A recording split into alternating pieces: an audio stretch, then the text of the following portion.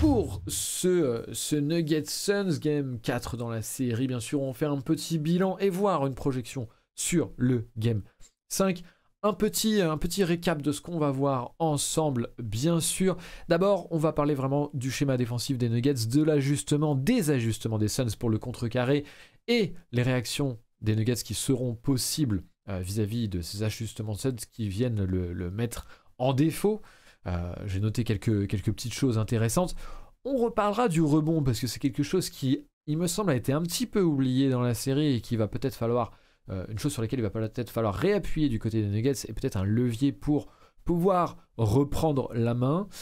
On va parler de ce qui fait vraiment toute la tangente dans cette série. Ensuite, ce sera la rotation, les joueurs de banc qui, on fait vraiment un shift entre les deux premiers matchs côté Denver, les deux secondes côté Suns, et on va voir peut-être si c'est l'influence du terrain ou pas, mais il n'y aura pas que ça, bien évidemment. Enfin, deux grosses projections sur le game side pour remettre une couche sur l'aspect déterminant des ajustements et voir si ceux-là seront possibles. Comme je vous le disais, le schéma défensif des Nuggets, c'était surtout ça qui faisait la réussite des deux premiers matchs côté Nuggets, puisqu'ils avaient réussi à limiter l'offense des Suns en rendant les shoots très compliqués pour leurs deux superstars, Devin Booker et Kevin Durant. Si Devin Booker réussissait à rentrer malgré tout ses shoots, puisqu'il est sur une autre planète dans ses playoffs, globalement, il fait une série exceptionnelle, et je ne vais pas vraiment détailler le pourquoi du comment, vous le savez tous, et n'hésitez pas à aller voir ses highlights, c'est magnifique, même en tant que fan adverse, ça fait mal de l'avouer, mais il faut bien se l'avouer. KD, lui, était un petit peu mieux défendu et par Aaron Gordon et surtout un petit peu plus en difficulté, mais au global, surtout avec des role-players qui n'arrivaient pas à apporter et un CP3 un petit peu toujours en difficulté vis-à-vis de son âge et qui n'apporte plus pareil qu'avant, avec un Ayton remis en question, remis en doute.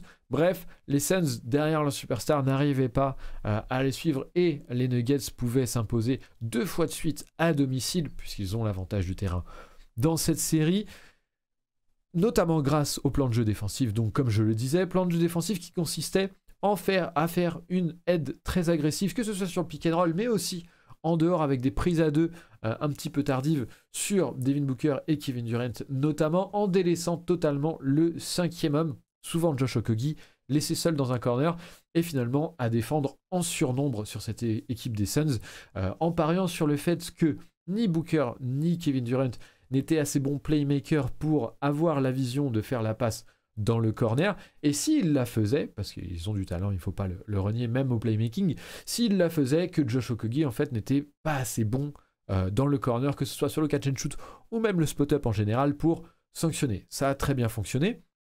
Je vous renvoie à notre vidéo précédente si vous voulez un petit peu plus de détails pour ce qui est de ce schéma défensif. Depuis, il y a eu des ajustements du côté des Suns. J'ai noté 3 gros ajustements pour moi qui vont mettre à mal ce système défensif. D'abord, un ajustement sur le côté, on va dire en marge, qui est d'augmenter le rythme, d'augmenter la pace, chercher les points en transition et parier sur le mauvais repli défensif des Nuggets. Ça permet de passer outre finalement cette défense et ce schéma défensif, puisque étant donné que les Nuggets n'ont pas le temps de se mettre en mouvement et surtout de se mettre dans leur rôle chacun et dans leur rotation comme il se doit, il y a des opportunités plus grandes. Ensuite, ça permet également de jouer sur une des faiblesses des Nuggets, qui est tout simplement le mauvais repli, c'est-à-dire que même en lâchant leurs joueurs et en changeant leurs assignations, les Nuggets ne sont pas forcément très bons sur le repli, et les Suns en ont très bien profité. Un petit graphique pour vous montrer ça en stats, c'est notamment Devin Booker. Là, on a la proportion et l'efficacité en termes de shoot en fonction du temps passé sur l'horloge. Donc, à gauche, vous avez de 0 à 6 secondes, à droite de 19 à 24, et vous avez un gradient comme ça. Vous avez Devin Booker en haut, Kevin Durant en bas, Jamal Murray en haut, Nikola Jokic en bas, et vous voyez surtout c'est Devin Booker qui va énormément augmenter la pace et prendre des shoots très rapidement en début de possession. On l'avait un petit peu évoqué déjà comme des adaptations qui arrivaient dans le Game 2 du côté des Suns. Ça a continué au Game 3, au Game 4, et ça marche très bien pour les Suns. La pace donc, premier ajustement des Suns. Le second ajustement, les deux seconds ajustements, et là on va rentrer plus dans ce qui fait la réussite des Suns vis-à-vis de défaire ce schéma défensif très agressif de la part des Nuggets. C'est quelque chose qui a été détaillé sur un article signé QI Basket, signé Jérémy bien sûr, comment les Suns ont renversé les Nuggets. Je vous le mets dans le chat, et n'hésitez pas dans les commentaires YouTube à me demander si vous voulez le lien bien sûr vers l'article, je le mettrai dans la description, mais si vous le voulez en commentaire, je vous le reposterai bien évidemment. Un très bon article qui revient sur le plan défensif des Nuggets en détail, donc je vous laisse aller voir à la vidéo, etc. pour un petit peu mieux comprendre ce qui se faisait du côté des Nuggets dans les matchs 1 et 2. Et puis, on va le voir ici avec ces deux vidéos, les ajustements qu'ont fait les Suns pour contrecarrer ce plan de jeu défensif des Nuggets. La première chose, c'était changer le profil du cinquième homme. On est passé de profils qui étaient Josh Okogie, Torrey Craig, des profils plutôt défensifs, mais qui apportent moins d'assurance en offense, à des joueurs beaucoup plus offensifs. Je pense bien sûr à Terrence Ross, TJ Warren, mais aussi, on va le voir, à Landry Shamet, qui a totalement sanctionné les Nuggets hier soir. L'idée derrière ça, c'est tout simplement de sanctionner l'aide agressive des Nuggets. On l'a vu, les Nuggets délaissent le cinquième homme, délaissent le corner en pariant sur le fait que les Suns ne fassent pas la passe, ou s'ils la faisaient, que ce cinquième homme-là, Josh Okogie, Torrey Craig, ne sanctionne pas parce que ne soit pas assez bon offensivement. En mettant des profils offensifs, du côté des Suns, on va sanctionner ce pari du côté des Nuggets.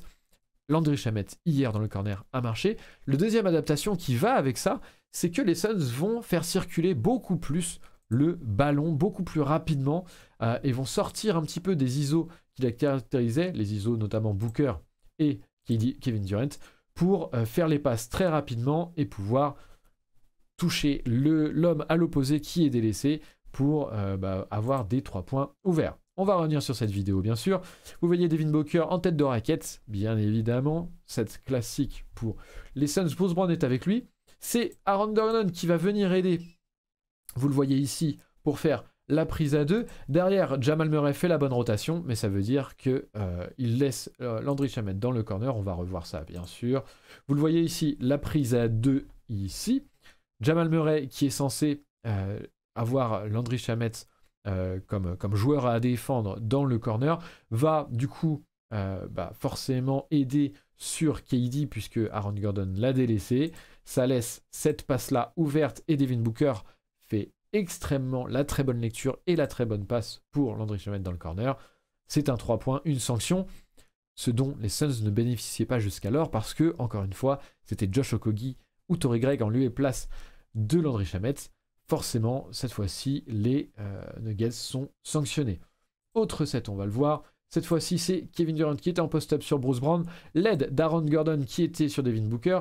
Jamal Murray fait la rotation sur Devin Booker. Et ensuite, le jeu des rotations. Michael Porter Jr. qui était sur Landry Shamet doit venir aider sur Terrence Ross ou TJ Warren. TJ Warren, il me semble. La passe, elle est parfaitement faite. Et Landry Shamet reprend le 3 points dans le corner. Toutes ces actions-là, il y en a eu plusieurs. Là, ce sont seulement 2 vidéos compilées par Jérémy qu'on remercie. Il y en a eu plusieurs. Et dans le Money Time, ce qui est inquiétant pour les Nuggets, puisque ça a été des sanctions sur sanctions sur sanctions. Il n'y a pas eu d'adaptation, bien sûr, dans le game par rapport aux Nuggets. Il va falloir qu'il y ait des adaptations parce que, tout simplement, le plan de jeu défensif est mis à mal par cet ajustement. Honnêtement, je pensais qu'on l'aurait vu beaucoup plus tôt dans la série. Il a mis un petit peu de temps à se dessiner. On a vu que Monty Williams a été très critiqué vis-à-vis du fait de ne pas mettre en avant d'autres profils plus offensifs. Enfin, les Suns, depuis le Game 3, ont vraiment, avec ce Game 4, pris le parti de prendre une option offensive en pariant sur le fait qu'ils allaient outscore et qu'ils allaient plus scorer que les Nuggets au détriment de quelques options défensives dans leur 5.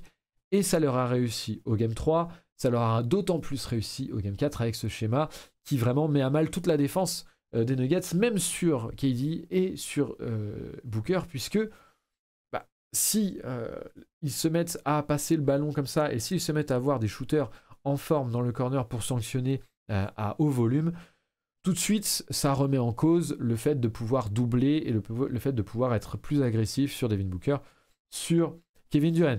De joueurs qui, de toute façon, même doublés, j'ai envie de vous dire, commencent à prendre la mesure de la série. Alors pour Booker, c'était depuis le Game 1 de toute façon, mais pour KD, il commence à se mettre en rythme, il joue d'autant plus les fautes et le côté agressif, et il va beaucoup plus sur la ligne que dans les 2 premiers matchs.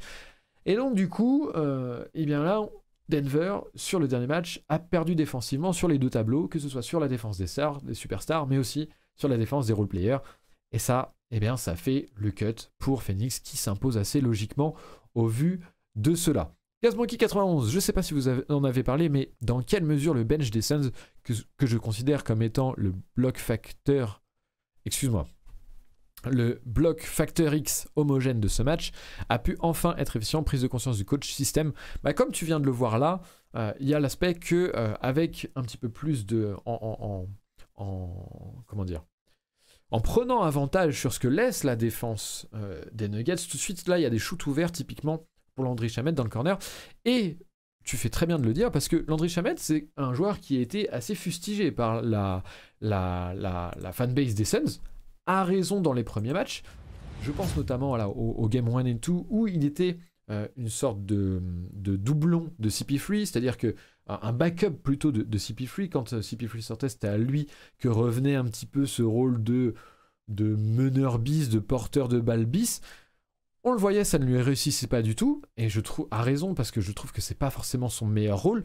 Là, en fait, on est dans un nouveau rôle, un changement de rôle pour Landry Shamet, qui est beaucoup plus en spot-up, shooter, donc catch and shoot à 3 points, attaque de close-out, petit dribble pour peut-être éviter un bloc sur le close-out ou quoi, et pour pouvoir shooter à 3 points. Tout de suite, il est bien meilleur, et il est mis dans des spots qui sont les siens, il est trouvé en rythme, après plusieurs passes, et dans un rôle où il ne fait que ça. Tout de suite, forcément, son efficacité et son rôle lui convient bien mieux. Et je pense que c'est pour ça, du coup, GazMonkey, notamment, qu'on peut voir ce genre de joueur évoluer, s'épanouir. Ensuite, pour TJ Warren, Terrence Ross, rien que le fait de retrouver le parquet, ça fait forcément, on joue mieux quand on joue, tout simplement. et enfin, c'est encore une fois le fait que ce sont des joueurs que les Nuggets vont devoir laisser, en tout cas que jusqu'à maintenant les Nuggets délaissaient, puisque de toute façon, il y avait un focus sur KD et Devin Booker, et que tu ne peux pas aider et tu ne peux pas défendre tous les joueurs sur le terrain si tu aides et si tu es agressif sur les 2 superstars des Suns. Voilà, j'espère que ça répond un petit peu à ta question. Et après, il y a des intangibles qui sont difficiles à mesurer. L'influence de jouer à la maison, puisque, comme tu l'as dit si bien, le bench des Suns, et encore, moi je dirais même au global, les rotations, mais on en reparlera un petit peu plus tard, les rotations au global sont un peu le juge de paix pour l'instant entre les 2 équipes, puisque dans les 2 premiers matchs, les role-players des Nuggets étaient plutôt très en vue et ont fait basculer le match du côté des Nuggets. Du côté des Suns, les deux matchs suivants, c'est plutôt les role-players des Suns qui ont brillé à défaut de ceux des Nuggets, et tout de suite les Suns remportent la victoire. Je pense que c'est la grosse storyline, et on va y revenir pour parler d'un article de Jérémy plus tard. Quelle réaction possible du coup de la part des Nuggets en projection, en prospection pour ce Game 5, après qu'on ait vu justement ces difficultés, ce plan de jeu défensif mis à mal? J'en vois plusieurs. Alors je ne suis pas dans le coaching staff, je ne suis pas payé par une équipe NBA pour ça, donc ce n'est qu'à mon humble niveau que je peux proposer des pistes, et peut-être ne seront-elles pas du tout exploitées, peut-être ce sera à raison, néanmoins c'est peut-être quelques idées que vous pourrez retrouver dans les prochains matchs, que vous verrez peut-être dans les prochains matchs, donc ça vous permettra d'avoir une analyse peut-être, un œil différent. Je vois 2 choses, 2 grands axes potentiels. Soit les Nuggets s'en tiennent à ce plan de jeu, et finalement espèrent 2 choses. Dans ce cadre-là, on peut espérer 2 choses. une meilleure exécution de la part de l'équipe au global. Parce que, effectivement, si ça a très bien marché hier de la part des Suns, il y a eu une exécution, on va dire, moyenne plus de la part des Nuggets, en tout cas, qui était imparfaite et qui était un petit peu moins bonne que dans les games 1 et 2. Est-ce que c'est possible d'attendre une meilleure exécution de la part des Nuggets? Oui et non. La problématique, c'est que plus on avance dans la série, plus les joueurs connaissent, les joueurs offensivement connaissent un petit peu le plan de jeu défensif, plus aussi c'est difficile de tenir ce genre d'effort qui est très, très demandeur en termes d'énergie, de concentration. Et donc j'ai tendance à penser que plus ça va, plus il y a des fautes d'inattention, plus ça va, plus c'est difficile de faire le dernier effort, etc. Donc j'ai envie de dire oui, il peut y avoir une meilleure exécution de la part de Nuggets. J'ai envie de dire que ça ne suffit pas, ou en tout cas c'est assez risqué de parier là-dessus ou uniquement là-dessus. On peut parier sur des meilleures rotations et des rotations un petit peu différentes.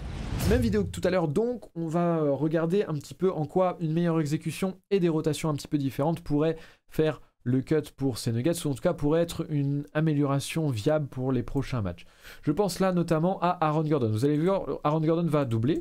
Excusez-moi, je vais remettre la vidéo pour que vous puissiez bien le voir et faire pause au moment. Aaron Gordon va doubler. Déjà, il y a un mauvais timing sur la prise à 2 ou sur l'aide d'Aaron Gordon, puisque, alors c'est un petit peu technique, mais en gros, il va venir doubler quand KD a le dribble haut et la main sur le ballon. C'est ce que vous voulez pas faire, parce que ça lui donne la passe directement au moment où vous venez aider. Donc ça, c'est une connerie, vous le voyez. Bon, à la limite, ça arrive, parce que c'est très difficile de jouer à ce niveau de détail au bout de 4 matchs, et 4e quart-temps. Donc on l'excuse. Néanmoins, ça va être là-dessus sur les rotations. Jamal Murray est plutôt dans le bon timing, puisque vous voyez, il arrive sur Devin Booker assez rapidement. Là, Michael Porter Jr. est un petit peu en retard. Pas de beaucoup, mais un petit peu. Et surtout, c'est Aaron Gordon qui va avoir une hésitation sur là où il doit revenir après son aide. Vous le voyez là, il est déposé. En fait, il va venir aider sur Booker un temps avant de faire l'aide dans le corner opposé. C'est là-dessus qu'on peut à la limite faire un meilleur close-out, c'est-à-dire que Aaron Gordon peut, à partir du moment où KD a lâché le ballon, plutôt que se demander où il doit aller, avoir vraiment la pleine confiance en ses coéquipiers sur la rotation et partir en fusée directement dans le corner opposé en anticipant les deux rotations des joueurs des Nuggets que sont Jamal Murray et Michael Porter Jr.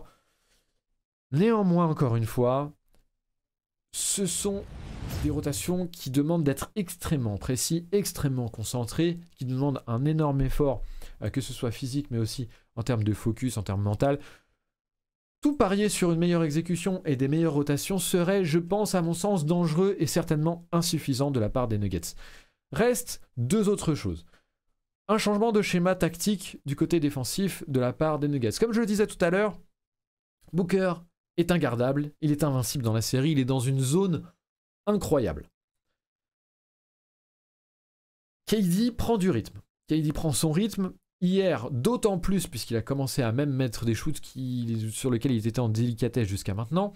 Et en plus, il joue mieux les fautes, il joue mieux ses choix, il est beaucoup plus agressif vers l'arceau. Ça lui permet d'aller 13, 14, 15 fois sur la ligne. A raison, et il obtiendra ces lancers-là quoi qu'il arrive. Et en plus, derrière, les role-players des Suns, Landry Shamet en tête, réussissent à passer la tête par la porte et commencer à artiller, etc.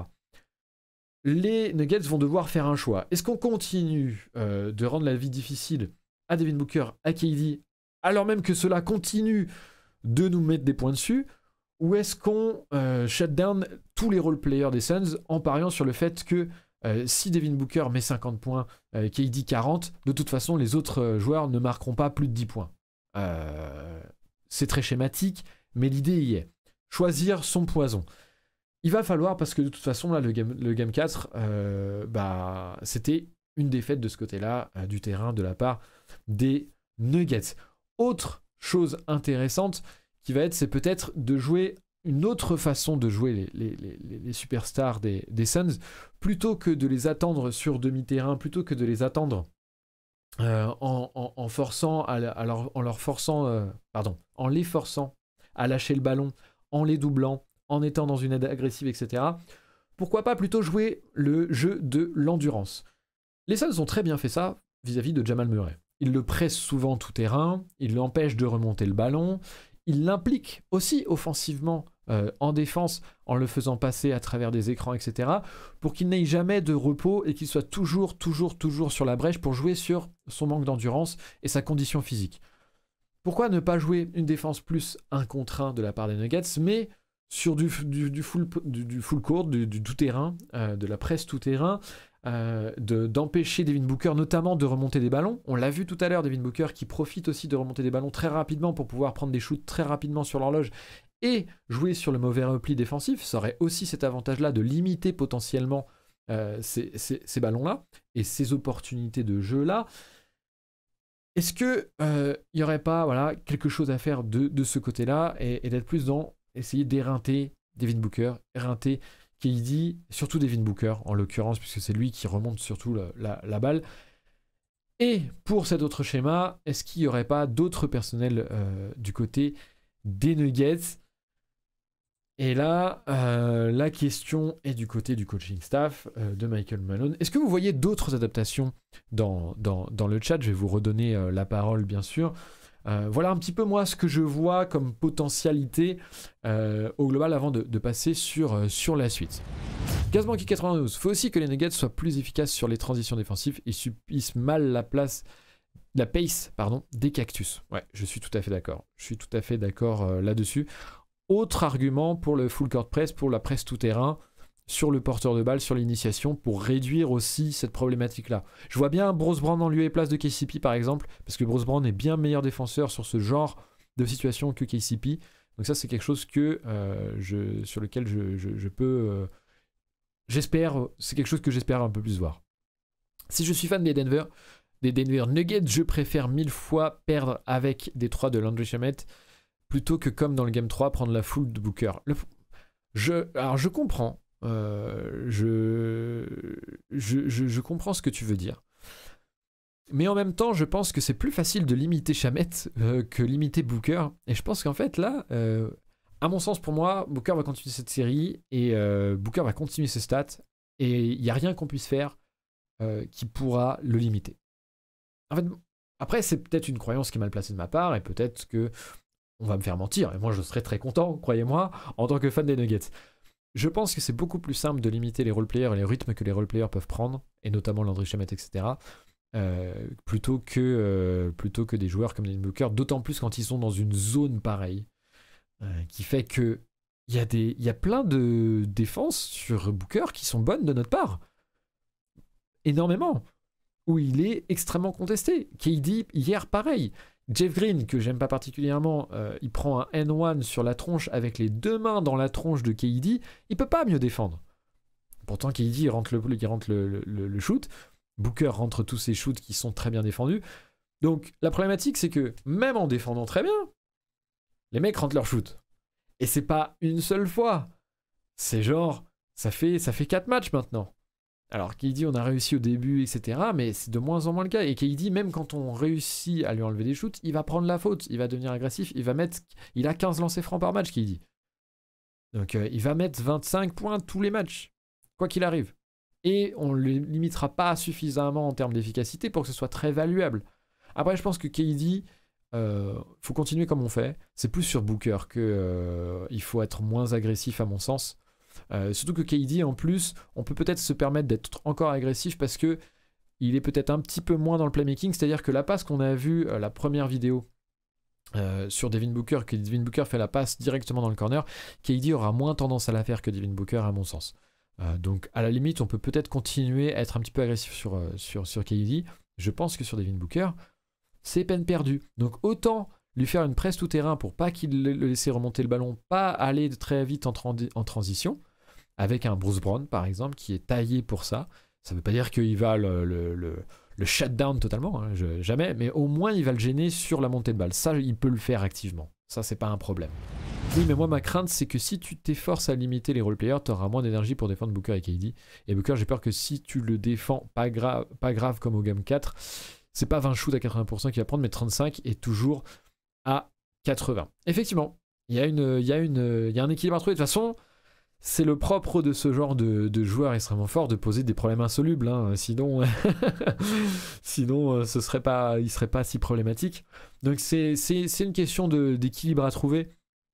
Mais on a des défenseurs. En fait, le cut qui fait ça, c'est qu'on a des défenseurs individuels qui sont censés être assez capables pour rester assez en phase 2 pour les empêcher de justement prendre autant de tirs en fait. Et des Bruce Brown, des Christian Brown, des KCP, même si KCP je trouve voilà, il va falloir qu'il step up un petit peu plus aussi défensivement. Aaron Gordon également. Par exemple, Aaron Gordon fait un très bon taf en 1 contre 1 sur KD, par exemple. Donc, et ça limite son nombre de shoots malgré tout. Donc je pense que ça, par exemple, on le fait déjà un petit peu sur KD. Et le problème, c'est que on le fait sur Booker. Dans les premiers matchs, ça allait. Mais la problématique, c'est que maintenant, il sait, il a compris le plan de jeu. Et il va savoir trouver les role-players ouverts.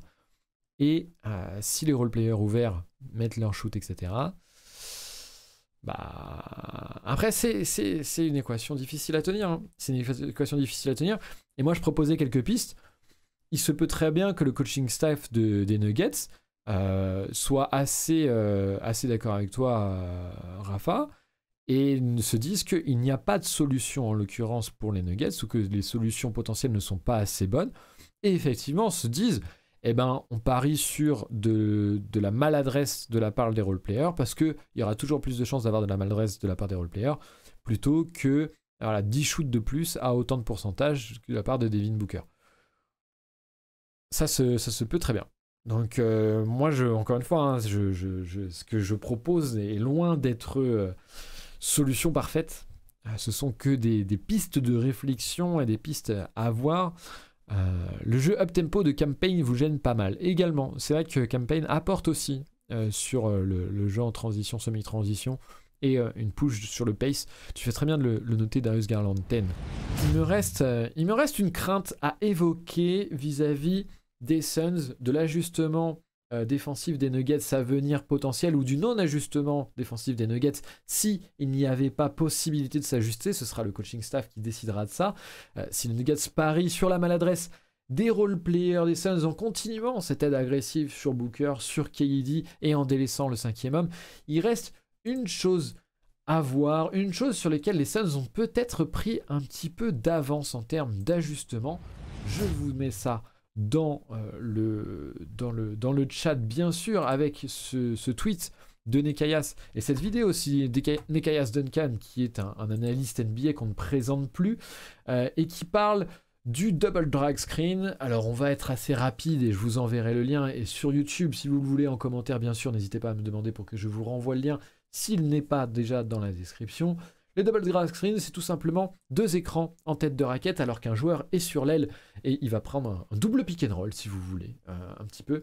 Et ça permet en fait de libérer certains joueurs, de mettre la rotation, de jouer une rotation un petit peu plus, de mettre la défense dans une situation un petit peu plus difficile avec une rotation un petit peu plus compliquée, et surtout de cibler des joueurs plus facilement pour les Suns. Là, c'était sur une action au premier match où les Suns installent. Excusez-moi, je perds un peu mes mots. Les Suns installaient leur drag screen un petit peu difficilement et pas forcément de la meilleure des façons. Sur le dernier game, le game 4, on va voir que les Suns vont l'installer de bien meilleure façon pour mettre en défaut la défense des Nuggets. Et ce qui me fait un petit peu peur, c'est que je trouve que ça, typiquement, c'est un ajustement qui... Monty Williams et les Suns prennent de l'avance sur les ajustements par rapport à Michael Malone. Typiquement, ça, c'est un set qu'on va retrouver, qui a été utilisé 13 ou 14 fois dans le match d'hier, dans le game 4. Dans les games 1, 2 et 3, il avait été utilisé 13 ou 14 fois, le même nombre en cumulé. Donc, pendant 3 matchs, il n'y a eu que 13 ou 14 occurrences de cette action-là. Dans le game 4, il y en a eu autant que dans le game 1, 2, 3 combinés. Donc, on va le revoir. Et la problématique, c'est que je me dis que on a déjà un système défensif qui est mis en défaut du côté des Nuggets, que les Suns ont extrêmement bien joué et ont compris. Si on s'ajuste et que ensuite les Suns ont encore un atout dans leur manche avec cette action-là, ça va devenir très compliqué et j'ai un petit peu peur, ça c'est ma plus grande crainte peut-être de la série, que les Suns se soient déjà ajustés en amont vis-à-vis de nos ajustements à venir et aient un coup d'avance, ce qui rendrait potentiellement le Game 5 très compliqué à Denver et en cas de défaite donnerait un vrai gros momentum aux Suns. Je ne vous mets pas les commentaires de Nekayas, etc. parce que voilà, on a un petit peu moins de temps et comme ça va me permettre de passer à la suite, mais je vous renvoie bien sûr dans le chat et dans la description ou dans les commentaires YouTube pour que vous puissiez aller voir ça et comprendre un petit peu mieux tout ça. On peut passer à d'autres sujets que le gros ajustement, le gros ajustement des Suns, hein, mais qui fait beaucoup de la série. Mais on va parler quand même de 2-3 autres choses qui me semblent intéressantes. La première des choses, c'est le rebond. J'en parlais dans le podcast Valley Hoop, et gros big up à eux encore une fois, hein, Hicham et Rod bien sûr qui animent ce podcast du côté des Suns, que je vous invite grandement à aller écouter. J'en parlais un petit peu, j'avais tendance à penser que les Nuggets ça aurait un avantage structurel au rebond. De par plusieurs choses, le fait que Nikola Jokic joue souvent en tête de raquette et donc du coup Ayton, le pivot adverse, plus globalement, doit venir défendre sur lui et donc délaisse la raquette. Le fait que ce soit KD, l'autre intérieur de l'équipe, qui vienne en aide pour intimider à l'arceau, eh bien ça ouvre forcément du coup le rebond offensif pour les Nuggets puisqu'il n'y a plus de joueur de grande taille qui est capable d'aller récupérer le rebond alors qu'à Denver il y a Aaron Gordon et Michael Porter Jr. pour ce faire. Je pensais que cet avantage-là serait structurel. Les Suns ont fait un vrai effort depuis le Game 1 où il y avait effectivement cette domination structurelle des Nuggets pour le contrebalancer. C'est passé donc par un bien meilleur box-out, un bien meilleur positionnement et un accent mis de la part du coaching staff et des joueurs pour aller récupérer ces rebonds, tout simplement en se positionnant comme il faut pour aller les chercher. Il y a également un choix de la part de Monty Williams qui est payant avec le minutage de Jock Landale, qui a vraiment pris un rôle de backup très bon, très bon Jock Landale, qui justement pèse énormément du côté du rebond, et notamment du rebond offensif même, là où il va chercher des points et qui met en faute les Nuggets. Je pense malgré tout que Denver ne met pas assez l'accent là-dessus, et subit également la très mauvaise rotation pour le coup de Jeff Green, qui est un très mauvais rebondeur, et qui se fait manger à chaque fois que ses minutes sont mises en avant. Je pense notamment en plus au fait que c'est la rotation derrière Aaron Gordon qui prend un peu plus de fautes depuis les games 3 et 4 parce que KD est plus agressif. Du coup, on a plus de minutes de Jeff Green, et Jeff Green est plus rapidement sur le parquet, et ça, c'est extrêmement problématique.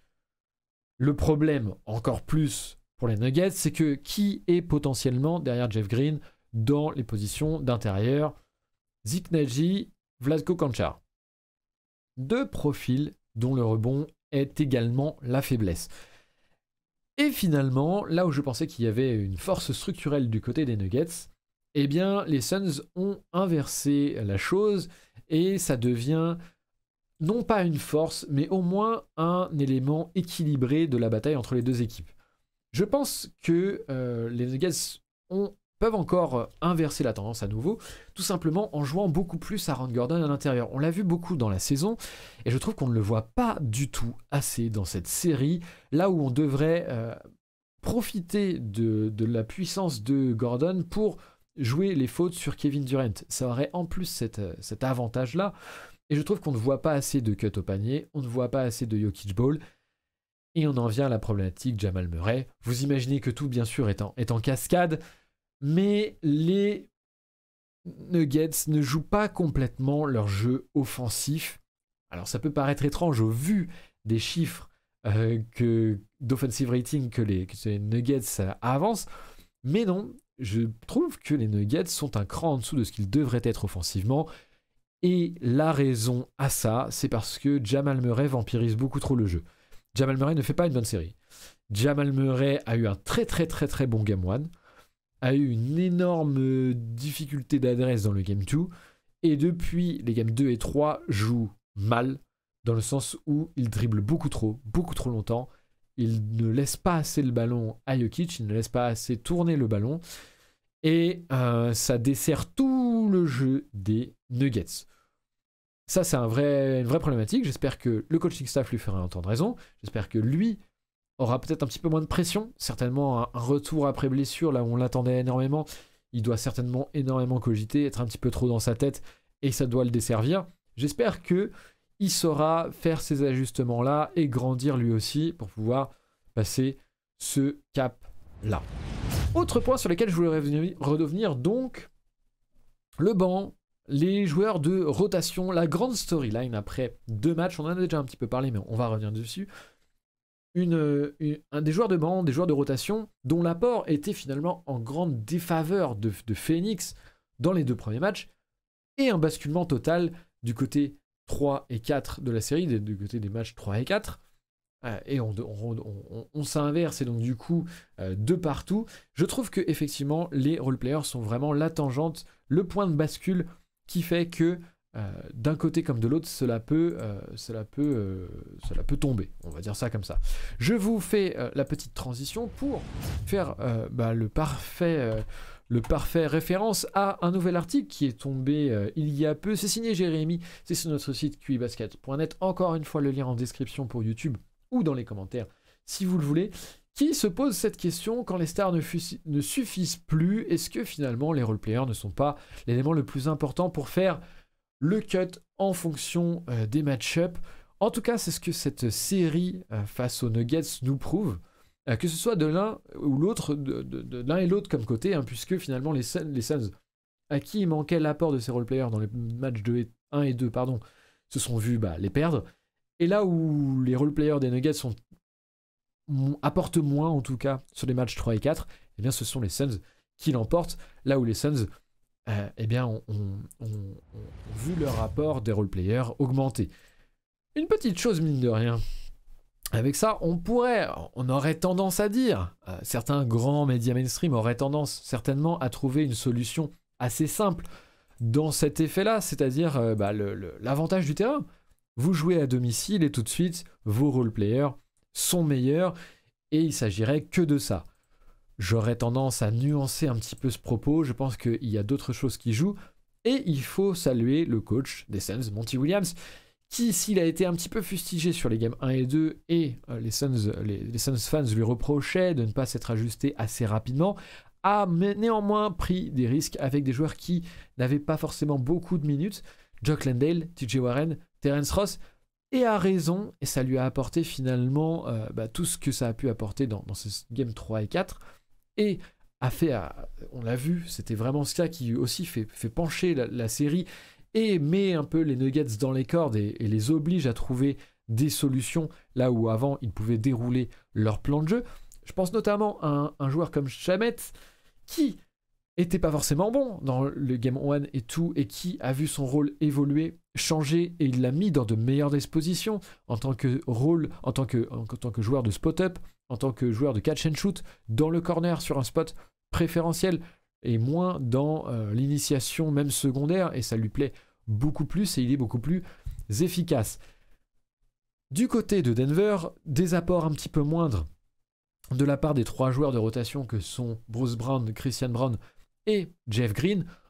On le savait, c'était plus ou moins des surprises déjà jusqu'alors, puisque de toute façon, le banc des Nuggets n'a jamais été bon. Ça fait 3 saisons que le banc des Nuggets, c'est une des faiblesses des Nuggets, que les minutes sans Jokic sont systématiquement perdues. Il y a eu un problème de coaching avec Malone sur la rotation, encore une fois, où ni Jamal Murray ni Nikola Jokic ne sont présents sur le terrain, et du coup les seuls staggers qui soient sont Michael Porter Jr. et KCP, sans initiation autre que Bruce Brown. Dans ces cas-là, toute la saison, on a vu une récurrence de post-up de Jeff Green comme l'action à faire pour pouvoir se dépaître du manque d'initiation, qui est une faiblesse structurelle de la part des Nuggets passés Jamal Murray. Encore une fois, c'était une mauvaise solution, ça a été une mauvaise solution toute l'année, et ça s'est répété hier. Un problème de coaching certain, à mon sens.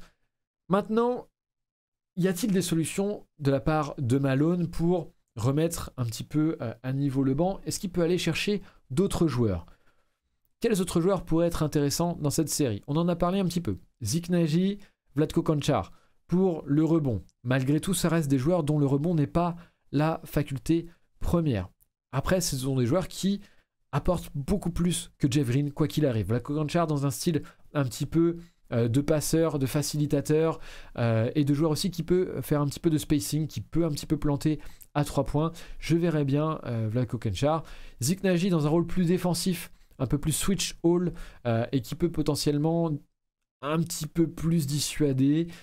Ça peut être intéressant défensivement sur Jock Landale, puisque celui-ci nous pose problème depuis le début de série, à condition qu'il fasse des efforts au rebond, ou alors qu'on l'aide beaucoup plus au rebond collectivement. Et ça, je pense à Christian Brown qui peut peut-être apporter de ce côté-là du terrain pour box out et pour jouer le rebond. Qu'est-ce qu'il y a d'autre? Pas grand-chose d'autre. Peyton Watson, pour un côté très défensif, qui serait plus sur Booker et sur KD en termes d'ailier. Malgré tout, c'est le seul ailier réellement qu'on a derrière. Et c'est un rookie, c'est une position très difficile dans laquelle mettre un rookie. Un Game 5 décisif de playoff, là où il a vu peut-être... Il a joué peut-être quoi, 5-6 matchs dans toute l'année. Ça me semble très, très hardcore de demander ça à un rookie. Et on en vient au plus grand problème de Coach Malone qui, je tiens à le dire et je le disais déjà dans l'autre vidéo et dans l'autre live de la semaine dernière, fait de très bons playoffs, arrive avec des ajustements très efficaces, des systèmes déjà en place et qui vraiment s'ajustent particulièrement bien et qui va devoir s'ajuster ou ne pas s'ajuster, en tout cas qui sera essentiel pour le Game 5, mais qui a un problème, un manque de vision à moyen terme, un manque de vision dans la prospection et dans l'attente de ce genre de moment de playoff, puisque on va devoir potentiellement compter, en tout cas si ajustement il y a, si ajustement de personnel il y a, sur des joueurs qui ne voient plus le terrain depuis très longtemps, n'ont pas eu beaucoup de minutes, n'ont pas eu la confiance du coach, ne sont pas intégrés complètement et correctement comme il faudrait pour pouvoir compter dessus. Et ça, c'est une problématique de saison régulière que sur laquelle Malone échoue systématiquement. Et ça revient nous handicaper dans ces playoffs. Monty Williams a parié sur des joueurs qui n'ont pas eu beaucoup de minutes, qui n'ont pas eu beaucoup vu le terrain, TJ Warren, Terence Ross, et pourtant ça a plutôt bien marché. Alors, il se peut que cela se passe bien, marche, il se peut que cela marche, et tant mieux, moi je serais le plus content. Néanmoins, je trouve qu'encore une fois, on atteint les limites de cette équipe, et les limites sont du côté du coaching staff, avant tout à mon sens, et de par exemple, le rôle d'un Michael Porter Jr., parce que lui voit le terrain, etc., mais il n'est pas utilisé comme il se devrait. Il n'est pas utilisé comme un troisième contrat max de l'équipe doit être utilisé. Il n'est pas utilisé comme un shooter de sa qualité doit être utilisé. Il n'a aucun système pour avoir des shoots ouverts, ce n'est pas normal. À côté de ça, encore une fois, responsabilité partagée par rapport à la responsabilité et à la mise sur orbite de Michael Porter Jr. Responsabilité partagée avec Jamal Murray, encore une fois, qui vampirise trop le ballon, qui reste trop sur son dribble pendant trop longtemps et la balle reste trop dans ses mains et on perd du temps et on perd des systèmes et on perd en mouvement. Et ça, c'est une vraie problématique parce que c'est là que Michael Porter Jr. dans le mouvement est souvent trouvé. Mais c'est l'un et l'autre. Il n'y a pas tout l'un, tout l'autre, c'est l'un et l'autre. Et il y a des responsabilités qui sont à tenir dans cette équipe. Un Jamal Murray qui, du coup, va devoir être bien meilleur, arriver dans ces games 5, 6 et 7 potentiellement.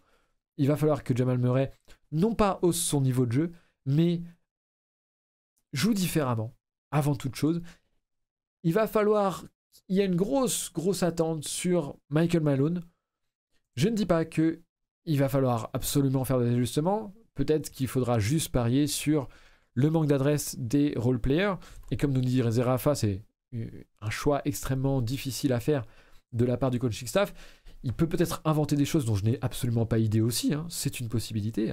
Michael Malone et son coaching staff sont a priori beaucoup plus inventifs et capables que moi Donc, non, aucun, c'est presque certain qu'ils pourront trouver potentiellement des choses. Ils ont aussi beaucoup plus d'infos, et peut-être s'ils ne choisissent rien, c'est que finalement, l'équipe n'est pas capable aussi de s'ajuster, et c'est une possibilité que l'équipe ne soit pas capable de s'ajuster. Néanmoins, et ce sera peut-être la conclusion, je pense que après cette égalisation, on peut féliciter les Suns et Monty Williams qui sont revenus là où peu de monde les imaginait revenir, puisque dans ce même live, cette même place, il y a quelques matchs de ça, quelques jours de cela, les pronostics étaient largement en leur défaveur avec des 4-1, 4-0 Nuggets. Et finalement, ils sont réussis à revenir en s'ajustant, en faisant les bons choix, en impliquant des joueurs qui ne l'étaient pas et en les mettant dans des rôles un petit peu à même de répondre aux besoins de l'équipe, en gérant le pace, en augmentant la pace, en bataillant sur le rebond offensif. Donc, très grosse série de la part des Suns, de Monty Williams, avec des très beaux joueurs, de très belles éclosions. Je pense à Jock Landale qui fait vraiment une très très bonne série et qui est presque un facteur X, j'ai envie de dire, dans cette série, alors que vraiment personne, je pense, n'aurait parié dessus. Encore une fois, la balle est maintenant dans le camp des Nuggets. C'est comme ça les playoffs, il y a ajustement, contre-ajustement et réajustement derrière, jusqu'à ce qu'une équipe n'ait plus la possibilité de s'ajuster. Et à ce moment-là, eh bien, ça peut aussi retomber dans les mains des stars des Nuggets. Jokic en tête qui fait un énorme match hier. Jamal Murray, encore une fois, qui peut bien mieux jouer dans cette série. On aura la réponse demain dans ce Game 5 face aux Phoenix Suns. Avantage Denver à domicile, peut-être aussi. Des éléments un peu plus intangibles, mais qui doivent être mis en avant. On verra. Pour l'instant, aucune des équipes n'a gagné à l'extérieur. Est-ce que ce sera le cas pour les Suns dans les Rocheuses? Rien n'est moins sûr.